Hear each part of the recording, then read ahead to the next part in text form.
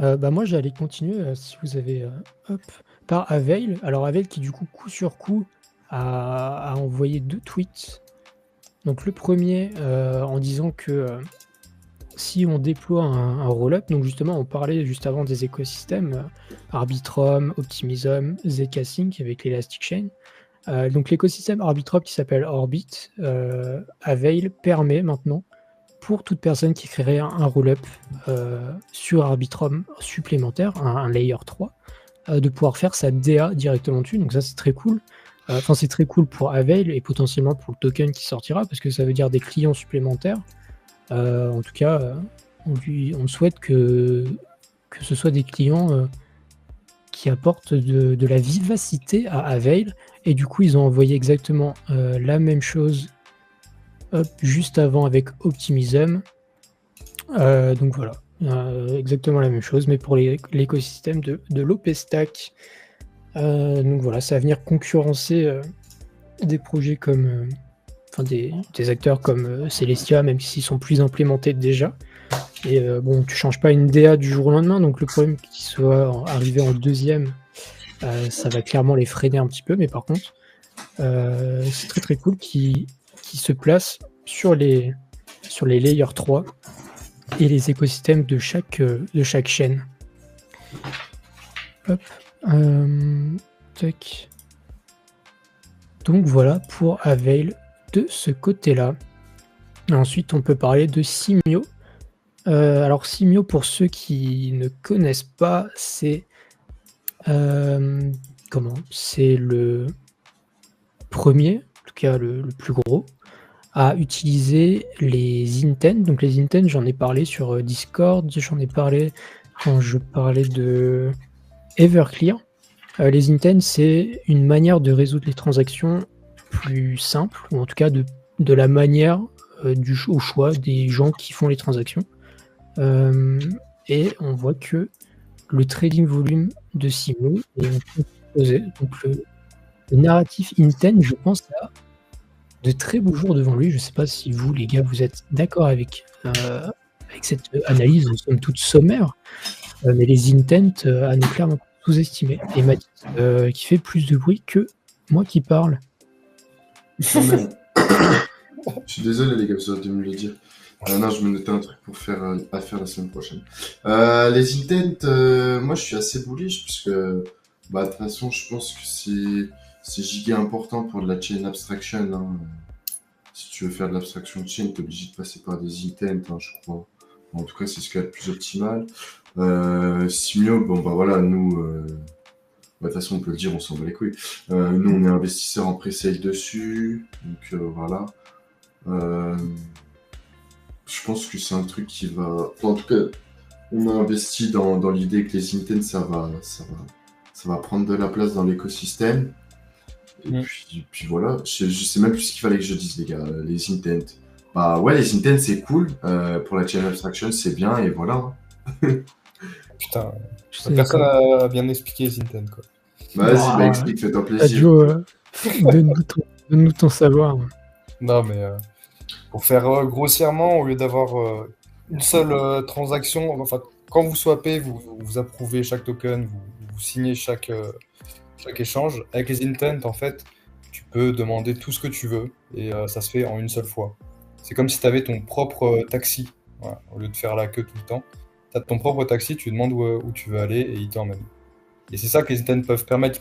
Vraiment, tu lui demandes ce que tu veux, tu peux lui dire en une seule transaction. Tu échanges, tu mets sur cette pool de liquidité à tant de pourcentage, machin. Après, c'est au DApps de s'arranger pour qu'elle crée un bouton fait pour. Mais toi, tu vas juste recevoir une transaction et ça va tout faire pour toi. Donc ça permet d'augmenter l'expérience d'utilisateur fois 100 ou fois 1000, quoi. C'est ça qu'on veut pour le next billion, comme ils disent. Putain, c'est vrai que les volumes sont sympas, en vrai. Mais pour expliquer un petit peu plus techniquement, pour rebondir sur ce que dit Joe de façon plus technique, et peut-être je vais en perdre, mais tant pis. En gros, c'est comme si vous envoyez une finalité à un réseau En gros, vous imaginez que vous envoyez un réseau on appelle ça des solvers, Dans le cas de Simio, c'est un nom, je crois. Ou alors c'est l'inverse. Bref, un réseau de solvers donc, qui vont venir résoudre votre problème. Vous leur envoyez donc la finalité. Par exemple, je veux sortir mes tokens de ce pool.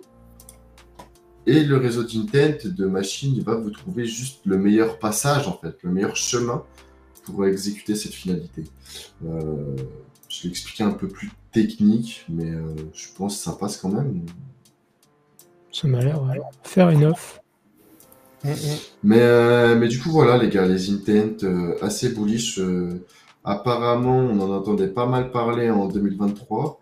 Maintenant, c'est vrai que on n'entend plus trop parler. On en a reparlé avec Uniswap et Across qui veulent. C'est Across ou c'est Axelar, je sais plus. Non, Across. Parce qu'Uniswap X veut intégrer Across pour faire du swap via des intents. Mais voilà, c'est une narrative doucement mais sûrement, je pense. Ça se développe, Ça hein. va prendre- Personne n'en parle, mais ça se développe dans l'ombre. Ouais, ça se développe bien en tout cas. Mais voilà, ça apporte aussi des nouveaux enjeux. Et comme disait Joss dans son super thread sur Simio, il y a des enjeux de... Merde, comment t'avais formulé ta phrase? Faut pas qu'un solver devienne plus puissant que les autres pour... Oui. Voilà, faut que les solvers restent égaux et décentralisés. Ouais. Mais donc, voilà. Q2, hein. Ils avaient dit Q2, on attend toujours. Ouais, moi je préfère qu'ils attendent. Ah non, parce du marché plus haut. On est veste. Bah oui, mais au calme. De toute façon, les gens ils tradent en fin de boule. Hein. Ouais, mais dans 12 mois, on sera plus qu'en fin de boule, là. Ouais, je sais pas, on verra. Oh, on verra. Dans 12 mois, je suis en vacances aux Bahamas, personnellement, je sais pas vous, mais... Tac. Déjà, salut 0x Yok B. Paf, il y a une précelle pour Simio. Alors, c'est parce que, comme on l'a expliqué sur le Discord, notamment pour les plus hauts rôles, enfin le rôle le plus haut, nous, en perso, on a accès à certains deals VC et Joe et Mathis ont pu accéder à Simio. Ça fait un moment, ça doit faire au moins 3 mois, facile, 3-4 mois. Donc c'est pas une pré-sale publique, c'est une private. Et peut-être qu'il y aura un round public, hein, c'est pas impossible. Ouais, en tout cas, je vais regarder, je crois que j'avais vu parler d'un round public. En tout cas, j'ai bien raté le train de mon côté. Voilà. Pas de regret.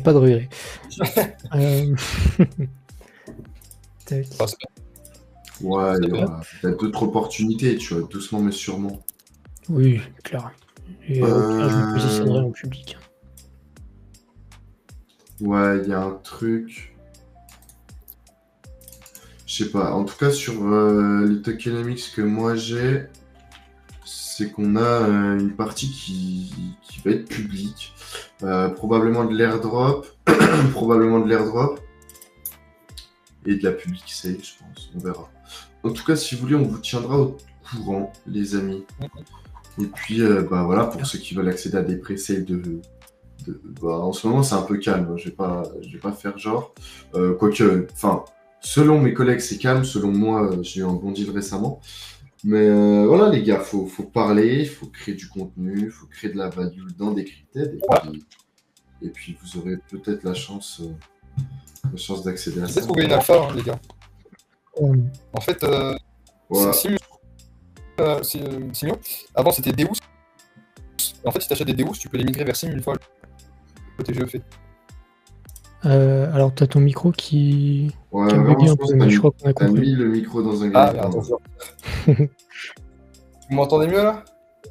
Ouais, là, c'est bon. Ah, ok. J'ai trouvé une petite alpha. En fait, apparemment, ils avaient. Simio, c'était une autre boîte avant, qui avait un token Deus. Et lorsque le TGE arrivera, les Deus seront migrés en SIM. Donc on peut déjà acheter du SIM. Mais je sais pas à quel prix, j'ai pas regardé. Mais tu sors cette info d'où? Parce que regarde, j'ai jamais eu ça, moi, comme info. Attends, je l'envoie sur le groupe. J'envoie le screen sur le groupe. Voilà. Avec plaisir. C'est un gars de... Je serais vachement étonné, mais... Bah, regarde. Hop. Tac, donc là, les gens voient bien. You won't have any public sale. You can now buy Deus and migrate to Sim and waiting for TGE. As Steph mentioned, there is no public or private sale. Du coup, il y a une private sale. Hein? Bah oui, il y a une private sale, on est bien. Là, c'est que c'est marqué en dessous qu'il n'y a pas de private sale pour les Sim tokens. À part s'ils vendent du Deus, sauf s'ils vendent du Deus. Mais c'est peut-être ça. 2011-2023, ça date un peu. Non, mais ça date de fou en plus. C'est vrai. Bon, en tout cas, à creuser de ce côté-là. Mais les intents. Mais c'est bizarre parce que nous, dans le deal, on n'a jamais eu cette info. Donc, je sais pas, super bizarre. Ouais. Écoute, en tout cas, voilà. Voilà, les gars. Voilà pour les intents. J'espère que les gens. Voilà, hein, je rappelle, mais soyez actifs sur le Discord. Prenez pas exemple sur moi, mais prenez exemple sur Tom. En vrai, peut-être qu'un jour, on vous rendra riche. Oui, d'accord. C'est clair. Achetez mes trucs, s'il vous plaît. genre Spectre. Mais NFA, on en parlera un autre jour quand je filerai mon x10. Alors, sujet suivant, messieurs, dames. Les gars, vous avez des choses. Est-ce qu'on peut parler de Chevron Deference pour mettre un peu de baume au cœur? Oui. Est-ce que tu as lu l'article ou pas? J'ai pas lu l'article. Je veux même bien que tu me le renvoies si tu l'as, parce que je ne l'ai pas sous les yeux. Parce que j'ai l'impression que personne n'a appris. Attends, je regarde le chat. Je sais pas si vous avez eu des news, vous, de votre côté? C'est passé un peu inaperçu. Je sais pas, les seules news que j'ai eu cette semaine, c'était que les fraises Garriguette à grands frais, j'étais en promo avec. Il est trop chiant. Ah, mais gros, la nuit, je rêve de ça, frère. Tu sais que je deviens fou. Voilà, faut rester bullish sur les fraises. On va créer un token fraise. Crypto Industry cheers as Supreme Court nixes Chevron. J'ai pas lu l'article. Je sais que c'était bien, mais j'ai pas lu. Je t'en prie, mon petit Joe. En fait, le Chevron Deference, c'est une vieille loi, je crois que c'est depuis les années 40, qui permet à la courte, la justice, je sais pas comment on dit en France. Tu vois la courte? La justice américaine. Oui, la Cour suprême. La Cour suprême, voilà. De prendre l'autorité sur les lois, sur les marchés, sur les marchés ou autres, quand le régulateur paraît ne plus être, comment on dit, ne plus être pertinent, pas pertinent, mais être objectif. Voilà. Quand la Cour suprême voit trop de subjectivité chez les régulateurs, il peut sortir le Chevron Deference, et ça empêche les régulateurs d'avoir le pouvoir, et c'est la Cour qui a le pouvoir, au moins momentanément. Et c'est ce qui est sorti. Et ça a parlé de crypto, c'était pas que pour la crypto, mais c'était surtout pour la crypto. Et la SEC a été visée parce que justement, la Cour s'est rendue compte que la SEC n'était pas très objective dans ses choix. Quelle surprise. Ouais, bah alors, c'est pas nouveau, mais ouais, c'est une bonne news. Bah ouais, c'est une bonne news, parce que maintenant, du coup, la régulation se fait par la Cour, et la Cour, elle est ultra objective. Alors, elle est peut-être pas assez technocrate pour comprendre l'écosystème, mais en tout cas, elle va pas tacler pour tacler, tu vois. Et ça, c'est cool. Bah après, il y a combien de mecs là-dedans? Parce qu'ils doivent avoir des parts chez BlackRock, des trucs comme ça, mais dans tous les cas, ils ont des intérêts, non? Je pense, je sais pas, ça se trouve. Enfin, je sors ça de mon chapeau, les gars. Ouais, bah oui. Je pense non, c'est cool, en fait. Ça veut dire que ça avance, et puis peut-être qu'on verra même, tu vois, pas une SEC ou pas une CFTC, mais une vraie régulation crypto. Régulation, voilà, exact. Bah, comme on a en Europe, en mieux, s'il vous plaît. On espère. Parce qu'on a une régulation crypto en Europe. On a Mika. Ouais. Ouais, c'est juste des Goldman qui croient prendre des bonnes décisions, je pensais. Mais... Oui, mais c'est adapté au crypto. Là-bas, ils ont rien d'adapté. C'est ça rentre dans cette case ou ça rentre dans cette case. C'est des cases qu'on a 300 ans. Mika, ça a l'avantage de donner un cadre. Un mauvais cadre, mais un cadre quand même. Ouais, c'est ça. Mais en tout cas, du coup, ça veut au moins dire que cette news, ça veut au moins dire qu'on va arrêter de nous faire chier au minimum, et qu'en vrai, on ne devrait pas avoir trop de trop de problèmes. La SEC qui avait attaqué en justice Lido, qui à mon avis va très vite se raviser, je pense. Ouais, je pense qu'on va moins entendre parler de Gary, je pense. Ouais. Ça, Gary qui va être defected. Non, mais de toute façon, en novembre, il va real bouger. quick. On va voir que le président, il va se faire dégager. Et dans la même veine des instituts qui rachètent nos bagues, on peut parler de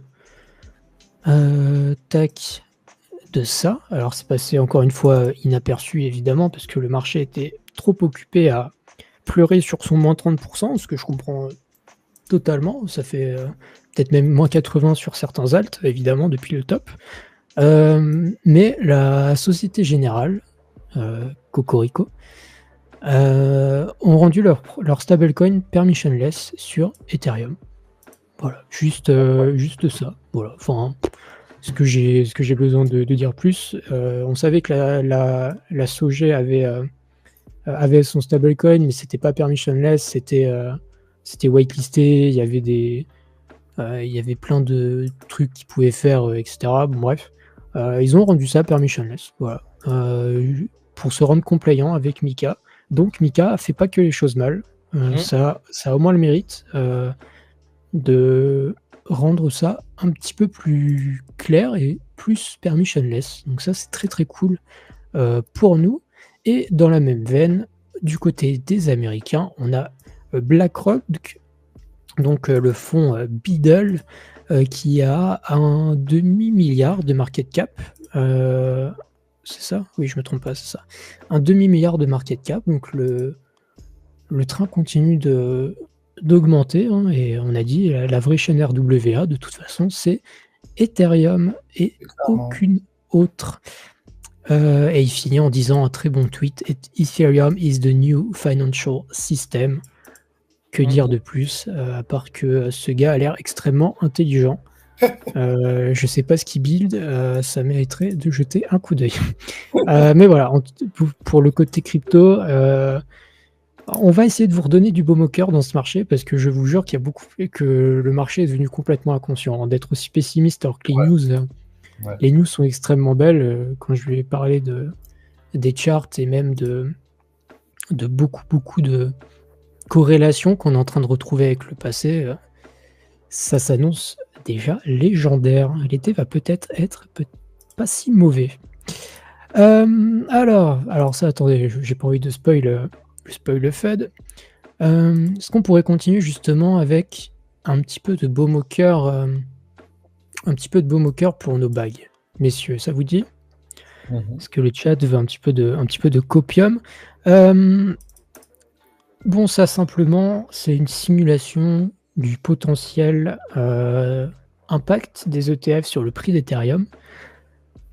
Je vous épargne les calculs, je vous épargne tout le tableau. On est entre minimum 500 $ et 1000 $ sur le prix d'Ethereum pour quelque chose qui est 2 fois plus petit en termes d'inflow que Bitcoin. Donc je vous laisse imaginer si jamais on a des inflows 60-70%. Bon bref, je pense que le copium est déjà pas mal. Mais bon, ça voudrait dire déjà... ouais. J'ai mal compris, c'est-à-dire que pour 100% d'inflow de Bitcoin, là, sur ton schéma, c'est combien? Il a pas fait le calcul, il s'arrête à 40, mais du coup, si tu fais... ça doit être 2500, quelque chose comme ça. Moi, j'avais vu... Enfin, en tout cas, je sais plus qui en parlait, mais j'ai vu que les ETF, ETH, d'après quelques experts, ça serait pas énorme, ça serait seulement 1/6 des inflows de Bitcoin, selon certains spécialistes. C'est ce qui est dit là. Okay. Ouais, ok, 15-20%, ok, pardon. 15-20%. Et 15%, il a fait jusqu'à 40. Mais ok. Mais c'est ça. Après, que ce soit 15-20%, c'est le long terme qui est intéressant, mais il y a un potentiel déjà de quelques pourcents à prendre du côté d'Ethereum, hein, et comme on le répète, Ethereum il est très bon dans le farming, et quand on l'utilise à faire des trucs avec. Et donc avoir une plus-value sur un truc qui permet d'avoir d'autres trucs, c'est toujours mieux, parce que sinon ça s'appelle Cosmos et il n'y a pas de plus-value sur le truc, il n'y a même pas de cadeau. Enfin bon, voilà, on va pas Ouais. On va pas cracher plus que ça. Mais voilà, petit copium du côté de Ethereum qui fait toujours plaisir. Si je peux rajouter, moi je pense qu'on est très pessimiste hein, sur. Moi je suis beaucoup plus optimiste que ça sur le TF Ethereum. Je sais que pas tout le monde est optimiste, mais il y a des gens qui sont très optimistes, qui visent plus du 30-40 justement. Et personnellement, moi je pense. Quand je me mets à la tête des investisseurs, je me dis franchement, Ethereum c'est pas de l'or, mais c'est un bout du Web3 quoi. Donc non, moi je suis plutôt bullish pour les ETF, vraiment. Buto qui dit j'avais vu un 25% passer, je crois, mais bon, difficile d'avoir une vraie estimation. Bah, c'est ça, au final, c'est le marché qui va décider, mais même 25%, au final, ce sera très bien. Ouais. Enfin, 25%, c'est déjà beaucoup et c'est même peu. En vrai, on peut imaginer beaucoup plus. Comme on le répète, on avait dit ça. Bon, j'ai monté le live de la précédente émission, donc j'ai réécouté ce qu'on avait dit. Et on avait dit que c'est un peu comme avoir une partie d'Internet. Que c'était la même logique. C'était une nouvelle technologie, peut-être une nouvelle manière de faire les choses dans le monde. Donc, c'est un peu comme avoir une partie d'Internet et c'est possible que ça attire beaucoup, beaucoup plus de gens que ce qu'on le croit.